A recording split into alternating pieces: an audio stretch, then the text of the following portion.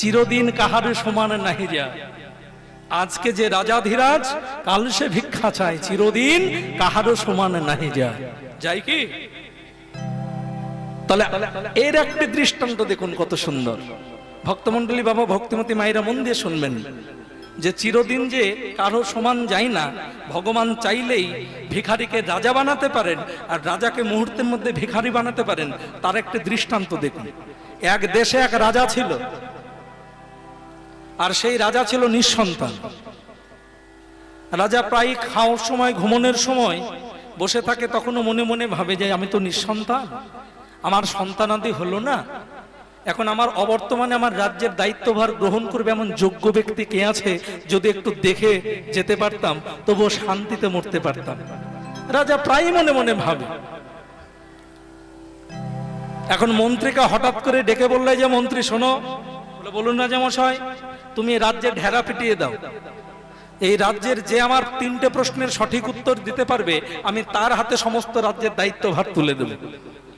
রাজামশাইয়ের কথা মতো মন্ত্রী সারা রাজ্যে পরের দিন ঢেরা পিটিয়ে দিলেন। শোনো শোনো শোনো, আগামীকাল রাজসভায় সভা বসবে, আর যে রাজামশাইয়ের 3টে প্রশ্নের সঠিক উত্তর দিতে পারবে, তার হাতে রাজামশাই সমস্ত রাজ্যের দায়িত্বভার তুলে দিয়ে চিরতরে বনবাসী হয়ে যাবে।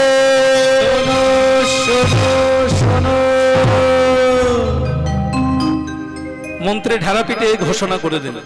পরের দিন রাজসভা, কত বড় বড় পণ্ডিত, জ্ঞানীজন, শিক্ষিত ব্যক্তি এসেছেন রাজামশাইয়ের প্রশ্নের উত্তর দিতে, কিন্তু তারা কেউই রাজামশাইয়ের প্রশ্নের সঠিক উত্তর দিতে পারেনি। বাবা, দিনের শেষে রাজামশাই সিংহাসনে মন খারাপ করে বসে আছেন যে এত বড় বড় জ্ঞানী ব্যক্তি, পণ্ডিত ব্যক্তি, আমার রাজ্যে এমন কোন যোগ্য ব্যক্তি একজনও নেই যে আমার সঠিক 3টে প্রশ্নের উত্তর দিতে পারবে। মন খারাপ করে বসে আছে। আর এমন সময় একজন গাছতলার ভিখারি রাজপ্রাসাদে এসে হাজির। জয় হোক রাজামশাইয়ের, জয় হোক, জয় হোক, জয় হোক রাজামশাইয়ের, জয় হোক, জয় হোক। রাজামশাই বললেন, কে বাবা তুমি? বলে, আমায় চিনতে পারবেন না রাজামশাই, আমি বললাম গাছতলার ভিখারি। তা তুমি এখন কি মনে করে? ওই যে আপনি ঢেরা পিটিয়ে দিয়েছেন, যে নাকি আপনার 3টে প্রশ্নের সঠিক উত্তর দিতে পারবে, তার হাতে আপনি রাজ্যের দায়িত্বভার দিতে তুলে দেবেন। আমি এসেছি আপনার 3টে প্রশ্নের উত্তর দিতে। যেই না ভিক্ষুক এই কথা বলেছে, রাজামশাই হতবাক হয়ে অবহেলা করে বললো, ভিক্ষুক তুমি এখন আমায় বিরক্ত করো না, এখন তুমি যাও, পরে এসো, আমি তোমাকে ভিক্ষার ঝুলিতে কিছু ভিক্ষা দিয়ে দেব। এখন ভিক্ষুক মনে মনে ভাবছে যে রাজামশাই বলছে, রাজামশাই আমি ভিখারি বলে আমায় আপনি অবমাননা করছেন, এটা কি আপনার শোভা পাচ্ছে? রাজামশাই বলছে, কত জ্ঞানীজন, কত পণ্ডিত ব্যক্তি, শিক্ষিত ব্যক্তি, তারাই আমার প্রশ্নের উত্তর দিতে পারলো না, আর তুমি কিনা গাছতলার ভিখারি হয়ে আমার প্রশ্নের উত্তর দিতে এসেছো? রাজামশাই আপনি প্রশ্ন করবেন, কথা দিয়েছেন, কে ভিক্ষুক, কে শিক্ষিত, কে পণ্ডিত, কে মূর্খ, এটা বিচার করে আপনার শোভা পায় না। না না, আমি ভিখারি বলে আমায় আপনি অপমাননা করছেন, মনে রাখবেন পচা শামুকেও কিন্তু পা কাটে। পথে পড়িয়া ছাই উড়াইয়া দেখো তাই, মিলিলেও মিলিতে পারে অমূল্য রতন। আমি ভিখারি বলে অবমাননা করছেন, এটা আপনার উচিত হচ্ছে না। রাজামশাই মনে মনে ভাবছে, সত্যি তো, আমি তো রাজা, কে পণ্ডিত, কে মূর্খ, কে শিক্ষিত, কে ভিখারি, এই বিচার করা তো আমার শোভা পায় না। আচ্ছা আচ্ছা ভিক্ষুক, বেশ, তোমার কথাতে আমি মেনে নিলাম, কিন্তু একটা শর্তে তোমায় আমি প্রশ্ন করতে পারি। কি শর্ত? তুমি 3টে প্রশ্নের মধ্যে একটা প্রশ্নের উত্তরও যদি ভুল দাও, তবে তোমার সাজা হবে মৃত্যুদণ্ড। আটকে উঠেছে ভিক্ষুক, সর্বনাশ, লঘু পাপে গুরুদণ্ড। একটি প্রশ্নের উত্তর ভুল দিলেও সাজা হবে মৃত্যুদণ্ড। এখন ভিখারি মনে মনে ভাবছে, 2 দিন পরে হলেও মরতে হবে, আজ হলেও মরতে হবে, সেই মরাটা না হয় আজকে মরে যায়। রাজামশাই আমি মরতে প্রস্তুত আছি, আপনি প্রশ্ন করুন। রাজামশাই বললেন, ভিখারি তাহলে প্রস্তুত হও আমার প্রশ্নের উত্তর দেওয়ার জন্য? বলে, বেশ করুন। তাহলে প্রথম প্রশ্নটা তোমায় করি। বলে, বলো তো ভগবানের নাম কি? সর্বনাশ, প্রথম প্রশ্ন করেছে, ভগবানের নাম কি? ও মায়েরা, ভগবানের নাম কি গো? এখন ভিক্ষুক মনে মনে ভাবছেন যে এক বৃন্দাবনে তো ভগবানের 108খানি নাম, আবার সত্য যুগে ডাকতো নারায়ণ বলে, ত্রেতা যুগে ডাকতো রামচন্দ্র বলে, দাপরে ডাকতো শ্রীকৃষ্ণ বলে, আবার কলিতে এসেছেন গৌরাঙ্গ রূপ ধরে নাম নিয়ে। এখন আমি কোন নামটা বলবো? এত মহা বিপদের মধ্যে যেই না বিপদের কথা মনে পড়েছে, রাজামশাই আপনার প্রথম প্রশ্নের উত্তর আমি পেয়ে গেছি। ভগবানের নাম হলো বিপদ ভঞ্জন মধুসূদন নিতাই গৌর হরি হরি। মানে যে যখনই বিপদে পড়ে ভগবানকে স্মরণ করবে, বিপদ ভঞ্জন মধুসূদন এসে তখনই তাকে রক্ষা করবেন। বাহ বাহ ভিক্ষুক বাহ, আমার বড় আনন্দ হচ্ছে। তুমি প্রথম প্রশ্নের উত্তর সঠিক দিয়েছো, তবে আমার কি মনে হয় জানো, আর দুটি প্রশ্নের উত্তর তুমি পারবে না। করেই দেখুন না রাজামশাই। তাহলে দ্বিতীয় প্রশ্নের জন্য তৈরি হও। বলো তো ভিক্ষুক, ভগবান কোথায় থাকেন? দ্বিতীয় প্রশ্ন করেছে, ভগবান কোথায় থাকেন? ভগবান কোথায় থাকেন দ্বিতীয় প্রশ্ন করেছে। হরি বল। এখন ভিখারি বলছে, আবার তো বিপদে পড়েছি। এক রজনীকান্ত সেনী জানিয়েছেন যে ভগবান কত জায়গায় থাকেন। আছো অনল অনিলে চির নভনীলে, ভূধর সলিল গহনে, আছো বিটপি লতায় জলদের গায়, শশী তারকায় তপনে। আগুনের মধ্যে থাকেন, বাতাসে থাকেন, আকাশে থাকেন, পাহাড় পর্বতে থাকেন, মেঘে থাকেন, তারকায় থাকেন মানে তারায় থাকেন, চাঁদে থাকেন, সূর্যে থাকেন, লতায় পাতায় থাকেন, গাছে থাকেন। এখন আমি কোন জায়গার নাম বলবো? আবার তো ভগবান সর্বভূতেও বিরাজমান, প্রত্যেকটা প্রাণীর মধ্যেও তিনি থাকেন। আর যেই না সর্বভূতে বিরাজমান কথাটি পেয়েছি রাজামশাই, আপনার দ্বিতীয় প্রশ্নের উত্তরটাও পেয়েছে। ভগবান কোথায় থাকেন শুনবেন। আমার হিয়ার মাঝে লুকিয়েছিলে, দেখতে তোমায় পাইনি, আমি দেখতে তোমায় পাইনি। গৌর হরি বল হরি বল। লুকিয়েছিলে, দেখতে তোমায় পাইনি, আমি দেখতে তোমায় পাইনি। আমি বাহির পানে, আমি বাহির পানে চোখ মেলেছি, হৃদয় পানে যাইনি। আমার হিয়ার মাঝে লুকিয়েছিলে, দেখতে তোমায় পাইনি, আমি দেখতে তোমায় পাইনি। আমার হিয়ার মাঝে লুকিয়েছিলে, গৌর হরি হরি তোমায় পাইনি, আমি দেখতে তোমায় পাইনি। হে ভগবান, তুমি তো আমার হৃদয় মন্দিরে ছিলে প্রভু, কিন্তু আমি কত বড় মহামূর্খ দেখেছ। আমার হৃদয় মন্দিরটা না খুঁজে তোমাকে আমি এখানে সেখানে মঠে মন্দিরে হরিবাসরে খুঁজে বেড়ালাম, পাবো কি? ভগবানকে খুঁজতে গেলে আগে নিজের হৃদয় মন্দিরটা ভালো করে খোঁজো, সেখানেই তিনি থাকেন। রাজামশাই, ভগবান থাকেন প্রত্যেকটি জীবের হৃদয় মন্দিরে। বাহ বাহ ভিক্ষুক, তুমি দেখছি দ্বিতীয় নম্বর প্রশ্নের উত্তরটা সঠিক দিয়েছো। বাহ, আমার বড় আনন্দ হচ্ছে। তাহলে 3 নম্বর প্রশ্নটা করি। বললো বেশ। আচ্ছা বলো তো ভিক্ষুক, ভগবানের কাজ কি? যেই না তৃতীয় নম্বর প্রশ্ন করেছে ভগবানের কাজ কি, ভালো করে শুনবেন গল্পটি, খুব ভালো দৃষ্টান্ততে দেখুন। 5 মিনিট দাঁড়িয়ে থাকার পর ভিক্ষুক বলছে, রাজামশাই এই তৃতীয় নম্বর প্রশ্নের উত্তর আমি দাঁড়িয়ে দাঁড়িয়ে দিতে পারবো না, একটু বসার জায়গা আছে। আমি বসে বলতে হবে, দাঁড়িয়ে বলতে পারবো না 3 নম্বর প্রশ্নের উত্তর। এখন যেই না বসার জায়গা চেয়েছে, রাজামশাই মনে মনে ভাবছে 2টি প্রশ্নের উত্তর তো দিয়েই ফেলেছে, আরেকটি উত্তর দিলেই তো আমাকে সিংহাসনটা ছাড়তে হবে, 5 মিনিট না হয় আগেই ছেড়ে দিই। বলে, ভিক্ষুক বসে উত্তর দিতে চাও, এসো আমার রাজ সিংহাসনে বসো। এই ভিক্ষুক এসে রাজ সিংহাসনে বসলো, আর রাজামশাই গিয়ে ভিখারির জায়গায় দাঁড়ালেন। রাজামশাইয়ের রাজ সিংহাসনে ভিক্ষুক বসে পায়ের উপরে পা তুলে রাজামশাইয়ের দিকে মৃদু মৃদু চেয়ে চেয়ে হাসছেন আর পা নাড়াচ্ছেন। রাজামশাই 10 মিনিট চুপচাপ থাকার পর বলল, কই ভিক্ষু, আমার প্রশ্নের উত্তরটা দাও। ভগবানের কাজ। তখনও রাজ সিংহাসনে বসে ভিখারি পায়ের উপরে পা তুলে নাচাচ্ছে আর হেসে হেসে বলছে, রাজামশাই এখন আপনি 3 নম্বর প্রশ্নের উত্তরটা বুঝতে পারলেন না? ভগবান চাইলেই মুহূর্তের মধ্যে রাজাকে ভিখারি বানাতে পারেন আর ভিখারিকে রাজা বানাতে পারেন। এটা কি ভগবানের কাজ নয়? ভগবান চাইলেই মুহূর্তের মধ্যে রাজাকে বানাতে পারেন ভিখারি আর ভিখারিকে বানাতে পারেন রাজা।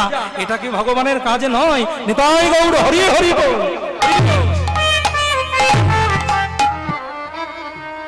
সঙ্গে সঙ্গে রাজামশাই রাজমুকুট খুলে ভিখারির মাথায় পরিয়ে দিলেন, রাজবেশ খুলে ভিক্ষুকের চরণে দিয়ে কাঁদতে কাঁদতে বললেন, ওহে ভিক্ষু, এতদিনে আমি যোগ্য ব্যক্তি পেলাম যে আমার রাজ্যের দায়িত্বভার সামলাতে পারবে।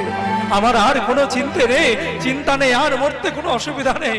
আমি মহানন্দে, মহাসুখে, মহাশান্তিতে মরতে পারবো। সেই কারণে বলছে, মাগো বেশি অহংকার করা ভালো নয়, বিষয় আশয় রূপ যৌবন নিয়ে, টাকা পয়সা নিয়ে, কারণ চিরদিন কাহারও সমান নাহি যায়। আজকে যে রাজাধিরাজ, কাল সে ভিক্ষা চায়, চিরদিন কাহারও সমান নাহি যায়।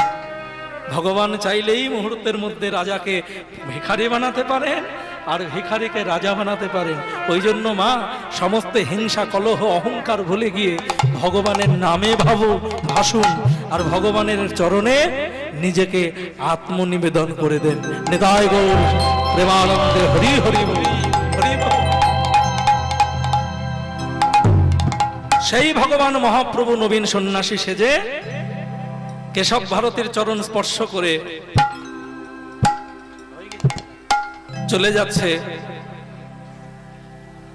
বৃন্দাবন যাবে কৃষ্ণ অন্বেষণের বাসনা নিয়ে। কেমন ভাবে যাচ্ছেন ভগবান? গোপী ভাবে চলেছেন প্রভু গৌরচন্দ্র। কেশব ভারতী আগে, পশ্চাতে গোবিন্দ।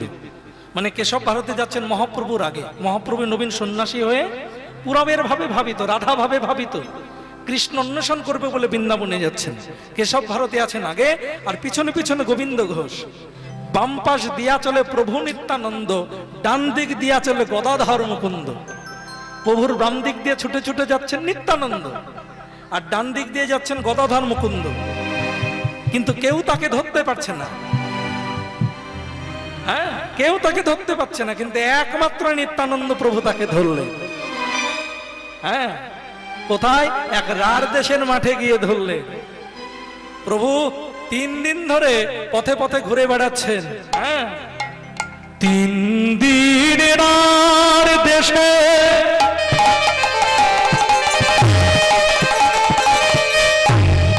করেন ভ্রম,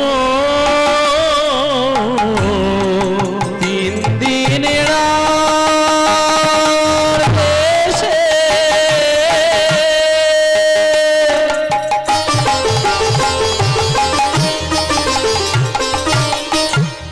করেন ভ্রম,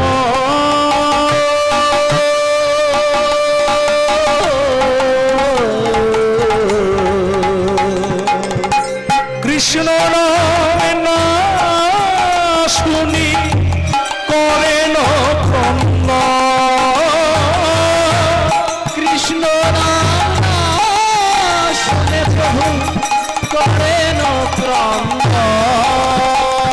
জানিবা ভক্তমন্ডলী, বাবা ভক্তিমতী মায়েরা, নবীন সন্ন্যাস এসে মহাপ্রভু 3 দিন ধরে রার দেশের পথে পথে মাঠে মাঠে ঘুরছেন।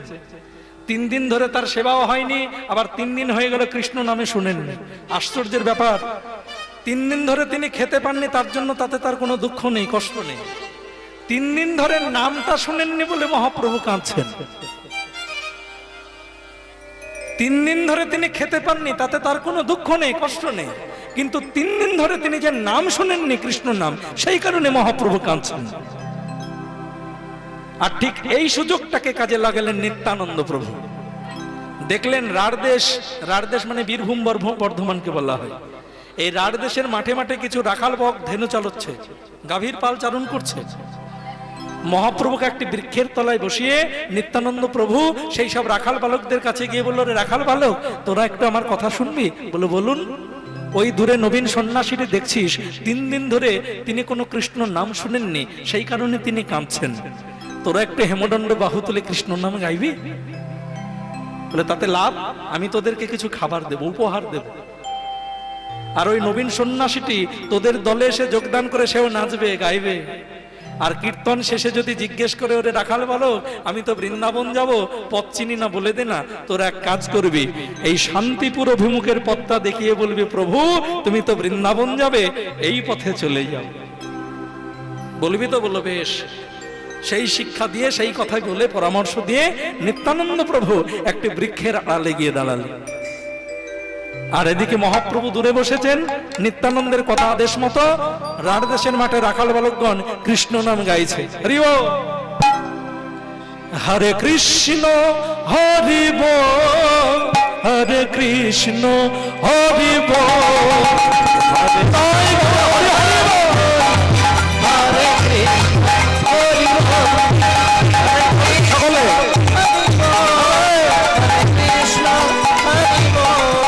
হরি বল, হরি বল, হরি বল, হরি বল, হরি বল, হরি বল, হরি বল, হরি বল, হরি বল, হরি বল, হরি বল, হরে কৃষ্ণ হরি বল, হরে কৃষ্ণ হরি বল, হরে কৃষ্ণ হরি বল, হরে কৃষ্ণ হরি বল। মহিষে শুনি কৃষ্ণ না, শুনি কৃষ্ণ না, প্রেমানন্দে তথাই প্রভু করে না গম, প্রভু আমার করে না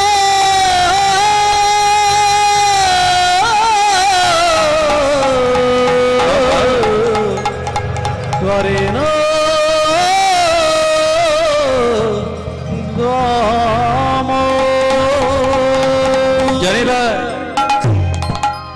শেষে যাই না কৃষ্ণ নামের ধ্বনি শুনেছেন মহাপ্রভু, তার আর আনন্দ ধরছে না। ছুটতে ছুটতে রাখালদের দলে মিশে হেমদণ্ড বাহু তুলে নাচলেন, গাইলেন। কীর্তন শেষে রাখাল বালকদের বুকে জড়িয়ে ধরেছেন মহাপ্রভু। জড়িয়ে ধরে বলছে, ওরা রাখাল বালক, 3 দিন বহি শেষে তোরা আমায় কৃষ্ণ নাম শোনালি, তোদের যেন কৃষ্ণ কৃপা করে, তোদের যেন কৃষ্ণ কৃপা করেন। কোথায় ছিল রাঢ়দেশের মাঠের রাখাল? নিত্যানন্দের করুণা হলো বলে তারা গৌর কৃপা পেয়ে গেল। এই দেখুন, কোথায় ছিল রাঢ়দেশের মাঠের রাখাল? নিত্যানন্দের করুণা হলো বলে তারা গৌর কৃপা পেয়ে গেল।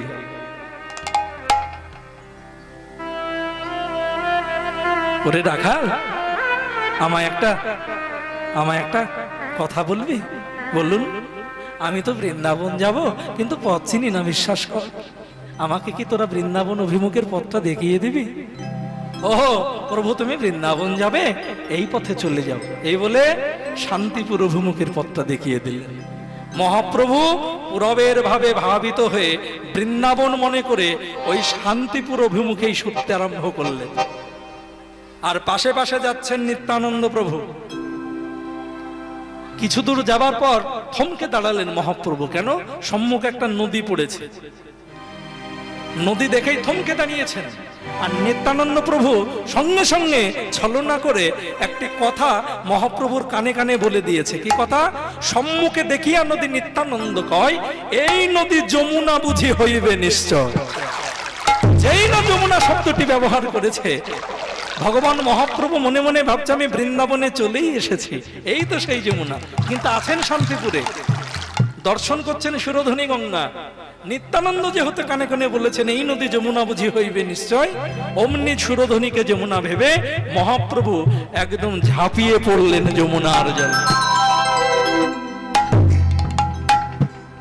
আর আগের থেকে আচার্য রত্নকে দিয়ে সংবাদ পাঠিয়েছিলেন শান্তিপুরের বাবলায়, যাও আমি মহাপ্রভুকে নিয়ে আসছি শান্তিপুরে, তুমি তাকে বলো অদ্বৈত আচার্যকে খেয়া ঘাটে যেন নৌকা নিয়ে অপেক্ষা করে। এই মহাপ্রভু তোলপাড় করে জলকেলি করছে সুরধনীর জলে, আর পাশেই খেয়া ঘাটে নৌকার উপরে দাঁড়িয়ে রয়েছে অদ্বৈত আচার্য ঠাকুর। হঠাৎ করে জলকেলি করতে করতে অদ্বৈত আচার্যকে দেখে মহাপ্রভুর ভাবের ঘোর একটু হলে কেটেছে। দেখে বললো, অদ্বৈত তুমি বৃন্দাবনে কি করে এলে? তোমায় কে বললে যে আমি বৃন্দাবনে এসেছি? অদ্বৈত প্রভু বলল, ওগো মহাপ্রভু, যেথায় তোমার আগমন, যেথায় তোমার চরণ, সেই তো মধুর বৃন্দাবন। নিতাই গৌর হরি হরি। পশ্চিমে যমুনা বহে, পূর্বে গঙ্গাধার, পূর্বে গঙ্গা বহে হইয়া এক ধার। পূর্বে পশ্চিমে যমুনা বহে, তাহা কইলা স্নান, আর্দ্র কৌপিন ছাড়ি শুষ্ক পর পরিধান। জয়নিতাই ভক্তমন্ডলী, বাবা ভক্তিমতী মায়েরা তার প্রমাণ আজও নবদ্বীপ ধাম। আপনারা যদি কোনোদিন নবদ্বীপে যান, নবদ্বীপ থেকে স্বরূপগঞ্জ ঘাটে লঞ্চে চেপে বা নৌকায় চেপে যখন পার হবেন, দেখবেন একই নদীতে প্রবাহমান, একদিকে গঙ্গার ঘোলা জল, আরেকদিকে যমুনার কালো জল, কোনোটি কারোর সঙ্গে মিশছে না। মনে হয় একটি বক্ররেখা পড়ে রয়েছে নদীর মধ্য দিয়ে। সেই দিন গঙ্গা যমুনা হয়েছিল প্রভুর চরণের পরশে, অদ্বৈতাচার্যের বাণীতে। হ্যাঁ, তার প্রমাণ আজও নবদ্বীপ। আপনারা নবদ্বীপ থেকে যখন মায়াপুর বা স্বরূপগঞ্জ ঘাটে লঞ্চে চেপে পার হবেন, দেখবেন একই নদীতে প্রবাহমান, একদিকে যমুনার কালো জল, আরেকদিকে গঙ্গার ঘোলা জল, কোনোটি কারোর সঙ্গে মিশছে না। প্রভু পশ্চিমে যমুনা বহে, তাহা কইলা স্নান, আর্দ্র কৌপিন ছাড়ি শুষ্ক করো পরিধান। চলো মোর সাথ, আমার ঘরে তোমার ভিক্ষা। ভিক্ষা মানে আমন্ত্রণ। এখন অদ্বৈত আচার্যকে মহাপ্রভু বলছে, এছাড়া আমার অন্য কিছু উপায় আছে কি? দেখলে তো অদ্বৈত, শত চেষ্টা করেও তোমাদের মতো ভক্তের অনুমতি ছাড়া আমার বৃন্দাবন যাওয়া হলো না। আর এসব কার জন্য হলো জানো? কিনারায় দাঁড়িয়েছিল নিত্যানন্দ, সব নিতায়ের খেলা রে,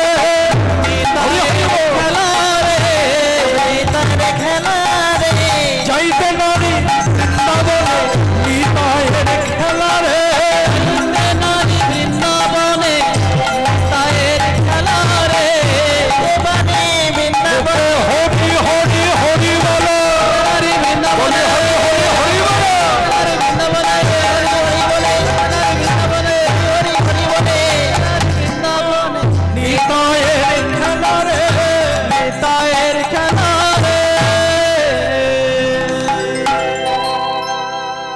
আর একটু সময়, আর 15 মিনিট ধৈর্য ধরো। হরে কৃষ্ণ। বলে, বেশ অদ্বৈত, তুমি ঘরে ফিরো। আমি নিত্যানন্দ দাদাকে সঙ্গে করে ফুলিয়ানগরে হরিদাস নামাচার্য ঠাকুর নামের মধ্যে ডুবে রয়েছে, তাকে সঙ্গে নিয়ে আমি তোমার আশ্রমে আসছি। এই মহাপ্রভু নিত্যানন্দকে সঙ্গে নিয়ে হরিদাস নামাচার্য ঠাকুর ফুলিয়ানগরে নামের মধ্যে ডুবেছিলেন, তাকে সঙ্গে নিয়ে যেই না অদ্বৈত মন্দিরে প্রবেশ করেছেন, অদ্বৈত ঘরে গিয়েছেন। অদ্বৈতের আর আনন্দ হচ্ছে না। কেন? ভগবান এসেছেন। অদ্বৈতে তো আনন্দ হচ্ছেই, তার থেকে বেশি আনন্দ পাচ্ছে অদ্বৈত গৃহিণী সীতা দেবী, মানে অদ্বৈতের স্ত্রী সহধর্মিণী সীতা দেবী। কেন না? এতদিনে তার মনের ইচ্ছা পূরণ হবে। ভগবান এসেছেন, তার হাতের রন্ধন সেবা নেবেন এবং আজ তাকে মা বলে ডাকবেন। অদ্বৈত সহধর্মিণী কাজ মা বলে ডাকবে ভগবান। পাথরের মূর্তি রূপে যাতে এতদিন নিবেদন করেছে, সেই ভগবান স্বয়ং নবীন সন্ন্যাসী চৈতন্য রূপে বিরাজমান। একে আনন্দ না হয়ে থাকতে পারে বাবা? পারে কি? মনের আনন্দে সীতা দেবী অনেক কিছু রন্ধন করলেন, ভগবানকে খাওয়াবেন বলে। কি কি রান্না করেছিলেন? চৈতন্য চরিতামৃতে একটা বড় লিস্ট আছে, তালিকা। সীতা দেবী কি কি রেঁধেছিলেন আমি সংক্ষেপে একটু বলছি, আপনারা মন দিয়ে শুনবেন, যেগুলো মহাপ্রভুর ভোগে লাগে। মধ্যে পিত ঘৃত সিক্ত সাল্লান্যের স্তূপ। ভাষাগুলো একটু কঠিন, মন দিয়ে না শুনলে বুঝতে পারবেন না। মধ্যে পিত ঘৃত সিক্ত সাল্লান্যের স্তূপ, চারিদিকে ব্যঞ্জন ডোঙা আর মুগ্ধ শোক। বোঝা গেল কিছু? মধ্যে পিত ঘৃত সিক্ত সাল্লান্যের স্তূপ। এখন যেমন নামি দামি কোম্পানির চাল পাওয়া যায়, তার মধ্যে একটা ভালো নামকরা কোম্পানি হচ্ছে আপনাদের এখানে আমাদের চন্দন গোল্ড রাইস, সোনু ভাই ব্র্যান্ড, হ্যাঁ, মাতারা চাউল ভান্ডার। হরে কৃষ্ণ। আপনাদেরকে আর একবার জানিয়ে যাই, আমার ভাই, ছোট্ট ভাই, বড় আশা নিয়ে এই ব্র্যান্ডটি করেছে। 1 বছর পার হলো, পা দিয়েছে। আপনারা একটু আশীর্বাদ করবেন। এই সোনু ভাই ব্র্যান্ড চন্দন গোল্ড রাইস মাতারা চাল ভান্ডারের এই ব্র্যান্ড যেন খুব তাড়াতাড়ি মার্কেটিং করতে পারে এবং সুনামের সহিত যেন এই চালটা বাজারে বিক্রয় হয়। একটু প্রার্থনা জানাবেন, আপনারাও নেবেন সকলে। হরে কৃষ্ণ। সেই চালের অন্নই আপনারা পেয়েছেন। যাই হোক, নিতাই গৌর প্রেমানন্দে হরি হরি বল। যেটা বলছিলাম, মধ্যে পিত ঘৃত সিক্ত সাল্লান্নের স্তূপ। এখন যেমন নামি দামি কোম্পানির চাল পাওয়া যায়, মিনিকেট, দেরাদুন রাইস, গোবিন্দভোগ, কামিনীভোগ, অনেক কিছু। আগেকার দিনে কিন্তু তা ছিল না। মহাপ্রভুর আমলে শালি ধান বলে এক ধরনের নামি দামি চাল পাওয়া যেত, শালি ধান। সেই শালি ধানের অন্ন রেঁধে রান্না করে তাকে ঘি দিয়ে মেখে স্তূপকৃত করে তাকে সাজানো হয়েছে। মধ্যে পিত ঘৃত সুক্ত সাল্লান্নের স্তূপ, সেই শালি ধানের অন্ন ঘি দিয়ে মেখে স্তূপকৃত করা। চারিদিকে ব্যঞ্জন ডোঙা মানে তরি তরকারির পাত্র, আর মুগ্ধ সুপ। মুগ্ধ সুপ কাকে বলে মায়েরা? মুগ্ধ সুপ কাকে বলে? হ্যাঁ, মুগ্ধ সুপ মানে মুগ ডাল। মহাপ্রভু বড় ভালোবাসতেন। বাস্তু শাক পাক বিবিধ প্রকার, পটল, কুষ্মাণ্ড, বড়ি, মানচাকিয়ার। বাস্তু শাক কাকে বলে? বাস্তু শাক? হ্যাঁ না, বথুয়া শাক পাওয়া যায় এখানে, যেটাকে বোথের শাক বলে, পাওয়া যায়? বোথের শাক পাওয়া যায় না? হ্যাঁ হ্যাঁ, বেথো বেথো, হ্যাঁ বোথে পাওয়া যায় তো, ওটাকে বাস্তু শাক বলে বৈষ্ণব পদাবলীর ভাষায়। মহাপ্রভু বড় ভালোবাসতেন। মহাপ্রভু বড় ভালোবাসতেন। বাস্তু শাক পাক বিবিধ প্রকার মানে 4-5 রকমের শাক। পটল, কুষ্মাণ্ড, বড়ি, মানচাকিয়ার। পটল বোঝা গেল, মানচাকিও বোঝা গেল। কুষ্মাণ্ড কাকে বলে মায়েরা? কুষ্মাণ্ড ওটা জানি না। মিষ্টি কুমড়ো, মিষ্টি কুমড়ো। ওটা খাই, ওটা জানি।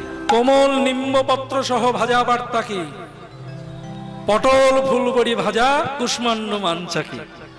কোমল নিম্বপত্র সহ ভাজা বার্তাকি মহাপ্রভুর জন্য রেঁধেছেন সীতা দেবী।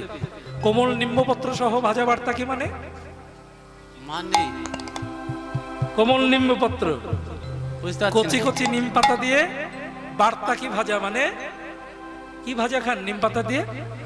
এই যে এখন সময় যাচ্ছে, হ্যাঁ, নিম বেগুন ভাজা। কোমল নিম্বপত্র সহ ভাজা বার্তাকি, পটল, ফুলবড়ি ভাজা, কুষ্মাণ্ড, মানচাকি।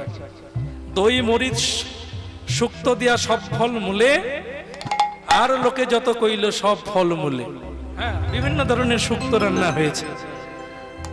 মুচা ঘন্ট, দুগ্ধ চিড়া, দুগ্ধ লকলকি, মুগ্ধ বড়া, মাছ বড়া, কুষ্মাণ্ড আর মানচাকি। হ্যাঁ, ঘনাবর্ত দুগ্ধ 3 পাত্র রাখে ধরি। ঘনাবর্ত দুগ্ধ কাকে বলে গো মায়েরা? ঘনাবর্ত দুগ্ধ নবমৃৎকুণ্ডিকা ভরি। লুচি হলেই মনে পড়ে, যদি একটু হতো ভালো হতো। কি দুধকে জাল দিয়ে কি করা হয়? ক্ষীর। ক্ষীর, ওই ক্ষীরটাকে বলা হয় ঘনবর্ত দুগ্ধ। ওটাও মহাপ্রভুর সেবায়। মোচা ঘন্ট বলতে মোচা, মোচা মোচা, মোচাটা ভালোবাসতেন। তবে কাঁদি পড়ে গেছে, ছড়ি পড়ে গেছে সেই মোচা নয়, যে কাঁদি, যে ছড়িতে, যে মোচায় এখনো কলা হয়নি সেই মোচা, সেই মোচা মহাপ্রভু সেবায় লাগে। এই অনেক কিছু রন্ধন করে খাবার পারস করলেন, মহাপ্রভুর সেবা হলো। জয় নিতাই গৌর হরি বল। হরে কৃষ্ণ। মহাপ্রভুর সেবা হলো।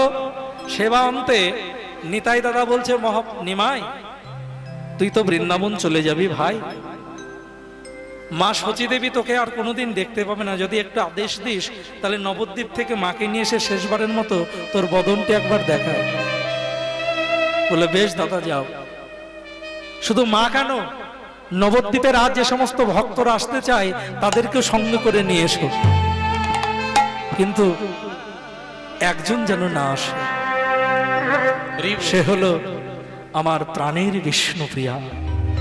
সে কাঁদবে, আসার জন্য ছটফট করবে, কিন্তু তাকে কিন্তু আনবে না দাদা। নিত্যানন্দ নবদ্বীপে গেলেন মাকে আনতে, আর নবদ্বীপের মাটিতে পা রেখে নিতাই ডেকে উঠলেন, আমার মা গো, ও গো জানা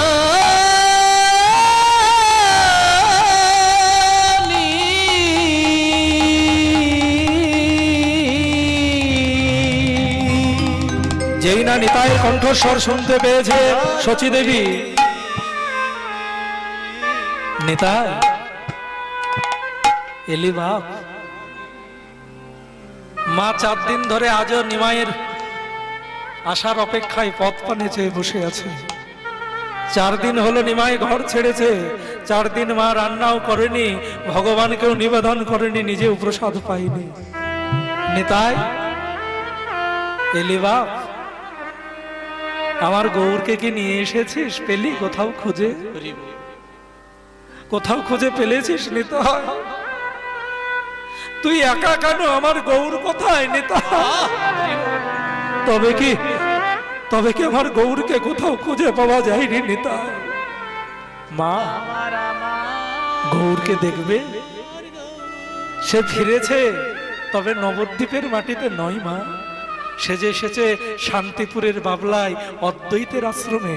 তুমি দেখবে, চলো আমি যে তোমাকে নিতে এসেছি। বৌমা, বৌমা, নিতাই এসেছে গো, আমাদের নাকি গৌর এসেছে শান্তিপুরে, দেখতে যাবে না মা? তাড়াতাড়ি তৈরি হয়ে না। আর যেই না শচী দেবী বলেছে বিষ্ণুপ্রিয়াকে তাড়াতাড়ি তৈরি হয়ে নাও, গৌর দেখতে যাব, মনের আনন্দে বিষ্ণুপ্রিয়া সাজছে।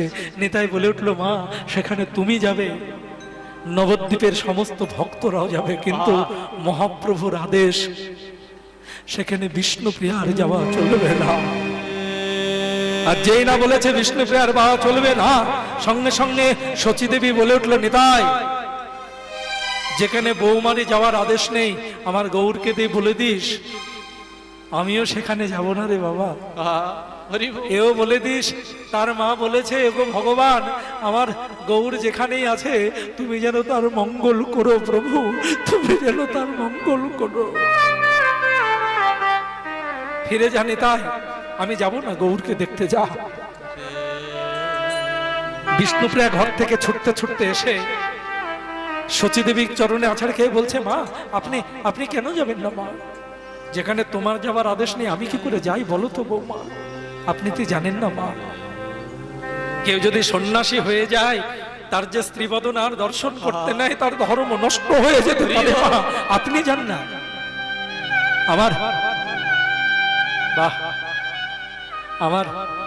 আমার গৌর হরিকে দেখে আমায় বলবেন, আর আমি মৌন প্রাণ দিয়ে আমার গৌরের কথা আমি শুনবো, আপনি জান না মা। বৌমা আমি যেতে পারি যদি আমার 2টি প্রশ্নের উত্তর তুমি দিতে পারো। বলুন, আমার নিমাইয়ের সঙ্গে তোমার যেদিন বিবাহ হয় সেই দিন তোমার বয়সটা কত? বলো কেন? 8 বছর। আর যেদিন আমার নিমাই তোমাকে ছেড়ে চিরতরে চলে গেল সেদিন? বলো 14 বছর। এই মাত্র 6টা বছর তুমি আমার নিমাইকে নিজের স্বামী রূপে পেয়ে একই ছাতের তলায়, তুমি কি খুশি?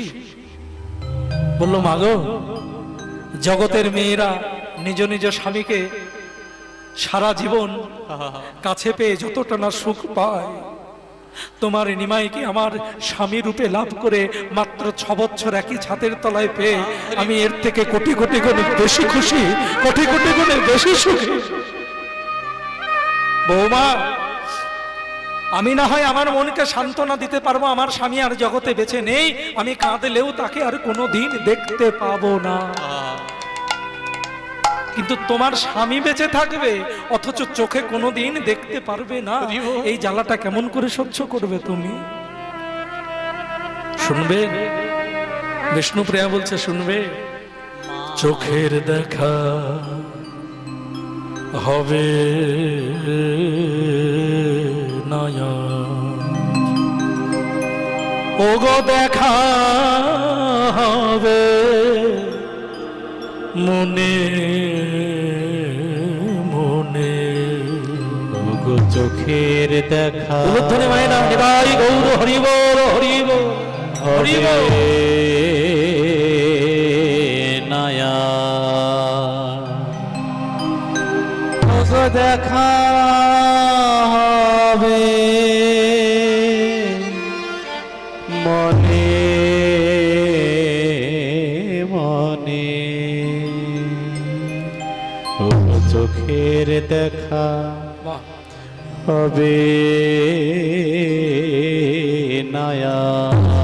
তুমি নিশীথ স্বপনে এসো, তুমি নিশীথ স্বপনে এসো। ওগো রব আমি জাগরণে। ওগো চোখের দেখা তাই গৌর হরি হরি হবে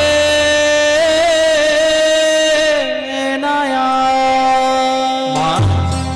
বাঁচার কথা বলছেন ভক্তমণ্ডলী, বাবা ভক্তিমতী মায়েরা, আমাদের আপনজন যদি আমাদের ছেড়ে চলে যায় চিরতরে, আমরা কি নিয়ে বাঁচি? আমরাও কি তার সঙ্গে চলে যাই? সবই কিছু লয়ে চলে গেছো তুমি, তব স্মৃতি লয়ে বেঁচে রব আমি। সব কিছু লয়ে যে আমাদের ছেড়ে চলে যায় তার স্মৃতি নিয়ে আমাদেরকে বেঁচে থাকবে। চলে গেছো তুমি, বলে হরে তব স্মৃতি লয়ে বেঁচে রব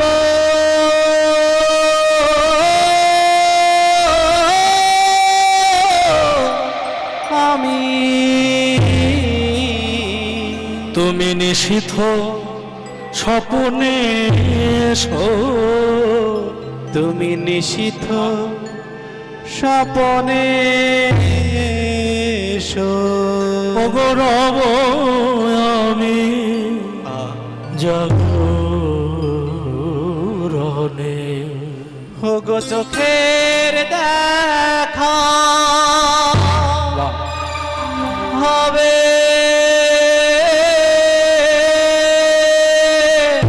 নায়া। বিষ্ণুপ্রিয়ার কথাটা শুনে মা সচী দেবী বড় খুশি হলেন। শ্রীবাসের স্ত্রী মালিনী দেবীকে সঙ্গে নিয়ে আর সমস্ত ভক্তদের নিয়ে গৌরকে দেখতে আসছেন শান্তিপুরের বাবলায়। আর শান্তিপুরের বাবলাতে পা রেখে সচী দেবী ডেকে উঠলেন, কোথায় কোথায় আমারই নিমাই? মায়ের কণ্ঠস্বর শুনতে পেয়ে নিমাই ছুটতে ছুটতে এসে মায়ের চরণে পড়ে আছাড় খেয়ে প্রণাম করল।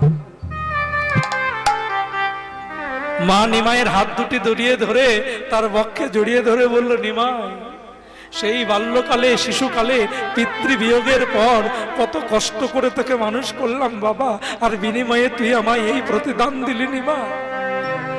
আমার কথা নাই বা ভাবলি, ঘরের লোককে বিষ্ণুপ্রিয়ার কথা একবারের জন্য ভাবতে পারতিস?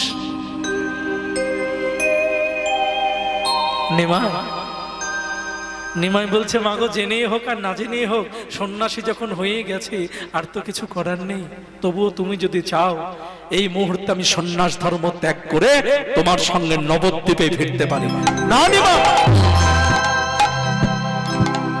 আমাকে এত মূর্খ ভাবিস না নিমাই, আমি এত ছোট মনের মানুষ নই। জানিস নিমাই, আমার এই জন্মটা ধন্য, জানিস বাপ, আমার এই গর্ভটি ধন্য। কেন জানিস? তোর মতো নিমাইকে আমার গর্ভে ধরেছিলাম বলে। আমি তো ভগবানকে বলি, ওগো ভগবান, তুমি জানো পৃথিবীর প্রত্যেক মায়ের গর্ভে আমার মতো এই নিমাইয়ের মতো একটি করে সন্তানের জন্ম দিও। নিমাইয়ের মতো সন্তান।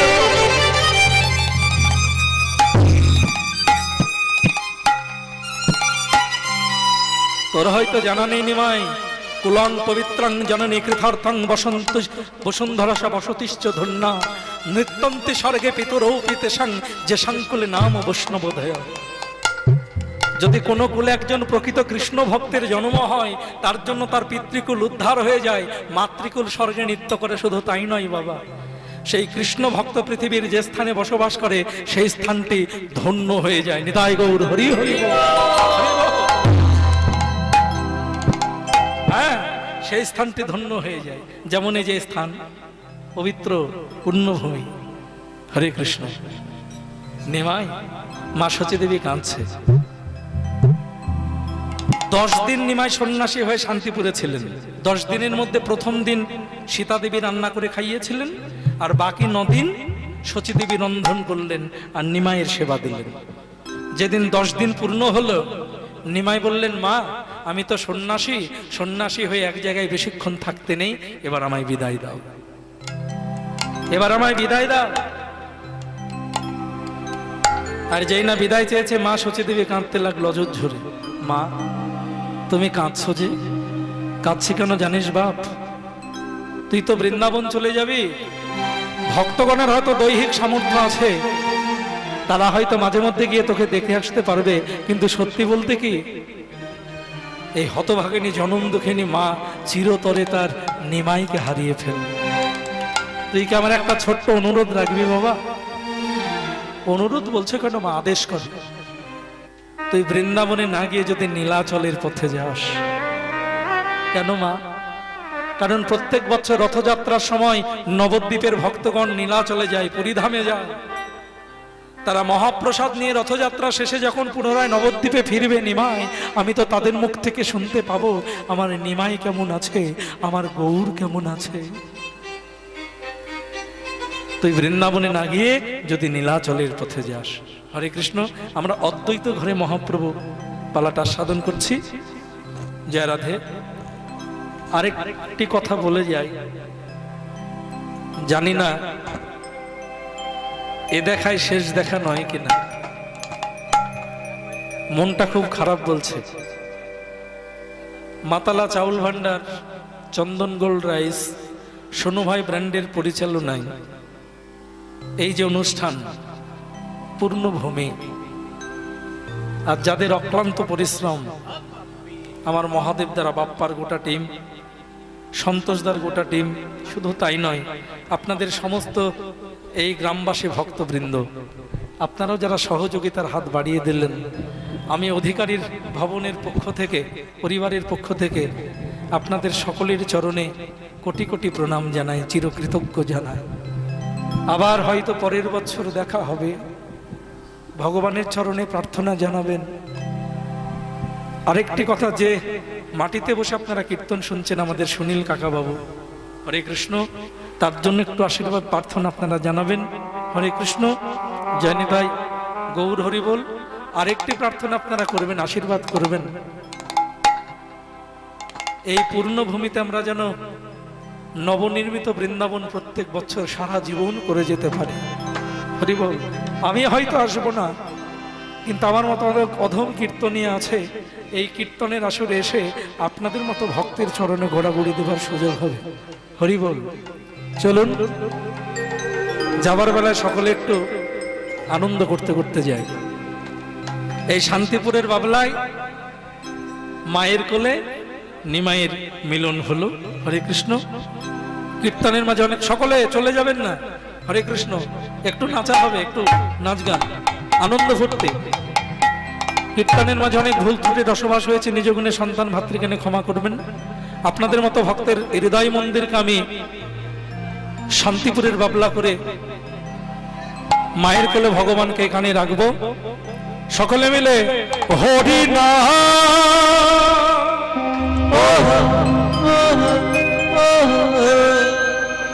আমাদের মনিদা আছে, মহাদেব দ্বারা আছে, গোটা টিমটা কই, রাহুল, ওই সকলে হরি নাম, সকলে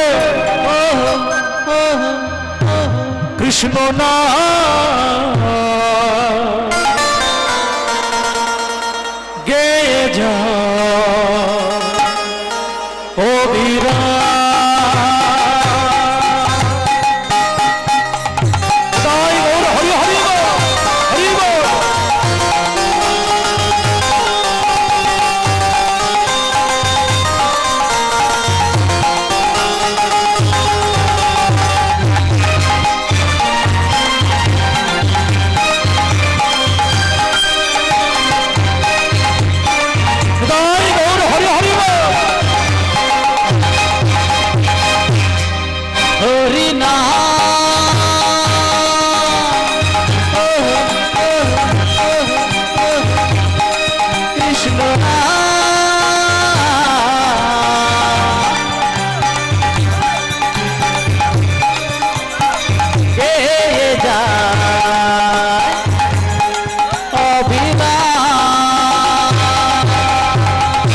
নিশ্চ ভাবে যেতে হবে, নিশ্চিত ভাবে যেতে হবে, নাম করো মোর তরে তরে, নাম করো মন তারে পাবে, নিশ্চিত ভাবে যেতে হবে, জয় গৌর হরি হরি বল। তারে পাবে, এসেছ ভাবে যেতে হবে, নাম করো মন তারে পাবে, ভজনে তাই গো রাধে শ্যাম হরে কৃষ্ণ হরে রাম, হরি নাম জয় গৌর হরি হরি বল।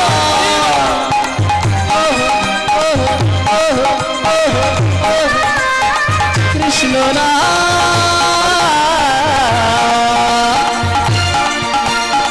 গে যায় অবিরাম।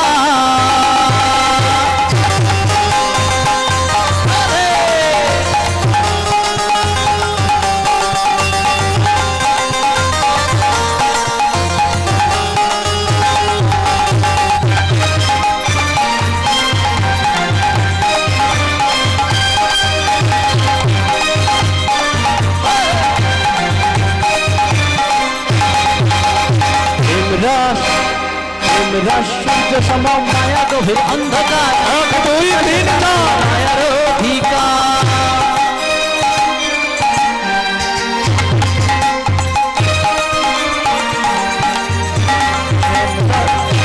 প্রেমরস কৃষ্ণ ভজন হয় সহজেতে, কৃষ্ণ বিনা ছুটি আছে জগতে। প্রেমরস সূর্য সম মায়া গভীর অন্ধকার, কৃষ্ণ সেটা নাই মায়ার অধিকার। কৃষ্ণ নামে সূর্য সম মায়ার অধিক অন্ধকার, যারা এটা কৃষ্ণ মায়ার বিকার। বাহু তোলে বদন ভরে, বাহু তোলে বদন ভরে, বাহু তোলে বদন ভরে, বদন ভরে বল ভাই কৃষ্ণ কৃষ্ণ নাম হরে কৃষ্ণ হরে রাম।